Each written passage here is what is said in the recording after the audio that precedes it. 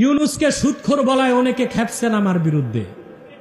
আরে ভাই, সুদখোরকে সুদখোর বলছি, দেশে সুদখোর কে না, সবাই সুদখোর।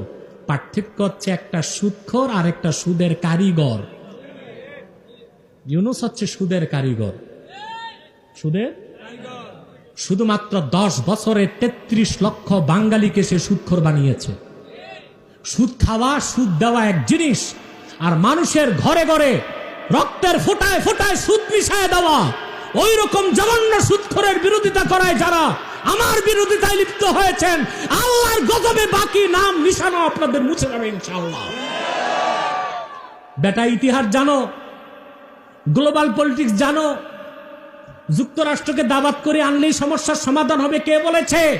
যুক্তরাষ্ট্র বাংলাদেশে একবার আসলে সেন্ট মার্টিনে ঘাঁটি করবে। মায়ানমারের চীন প্রদেশ,